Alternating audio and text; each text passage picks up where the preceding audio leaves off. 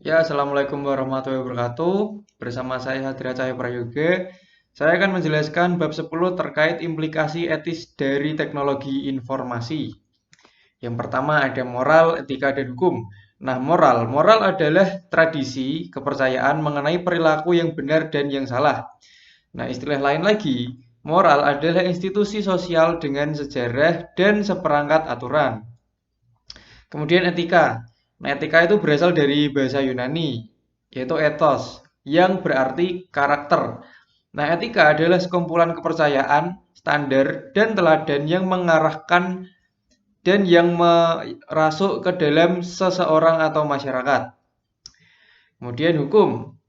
Hukum adalah peraturan perilaku formal yang ditetapkan oleh otoritas yang berwenang seperti pemerintah terhadap subjek atau warga negaranya.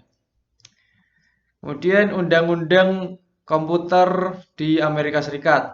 Nah, jadi undang-undang ini mengatur yang pertama hak dan batasan akses data, kemudian privasi, kemudian kejahatan komputer, lalu paten piranti lunak.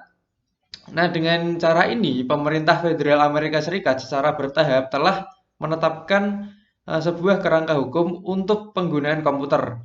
Namun, seperti halnya etika, hukum-hukum penggunaan komputer dapat bervariasi antara satu negara dengan yang lain. Kemudian contoh hukum yang lainnya adalah Undang-Undang Paten Piranti Lunak di Uni Eropa, kemudian Undang-Undang Privasi Pribadi di Republik Rakyat Cina.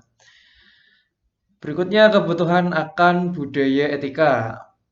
Nah, bagaimana budaya etika diterapkan?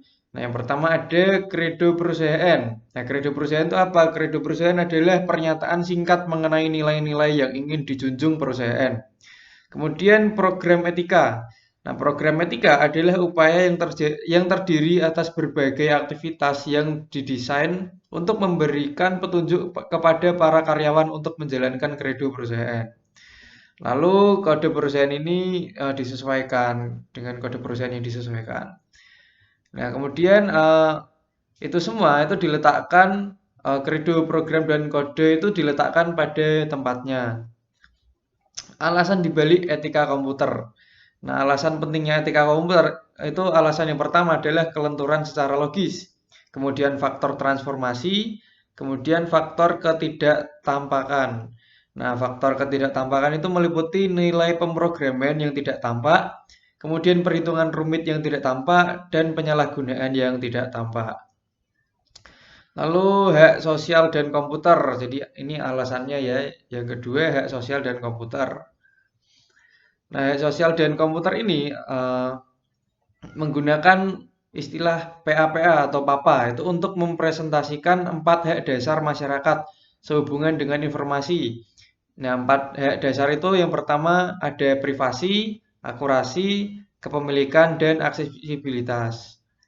Kemudian hak privasi. Nah, hak ini terancam oleh dua hal. Yang pertama adalah meningkatnya kemampuan komputer untuk digunakan dalam kegiatan mata-mata. Yang kedua adalah meningkatnya nilai informasi dalam proses pengambilan keputusan, sehingga hak privasi itu sangat terancam. Kemudian hak untuk mendapatkan keakuratan. Nah, komputer itu memungkinkan tingkat keakuratan yang tidak dapat dicapai dengan sistem non-komputer.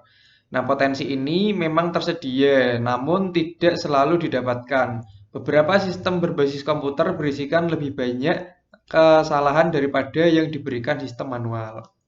Berikutnya hak kepemilikan. Nah, yang dibahas ini adalah kepemilikan intelektual ya.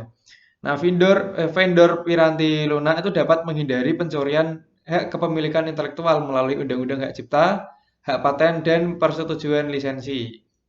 Berikutnya, hak mendapatkan akses. Nah, sebelum diperkenalkannya basis data yang terkomputerisasi, kebanyakan informasi tersedia untuk masyarakat umum dalam bentuk dokumen cetak atau gambar mikroformat yang disimpan di perpustakaan.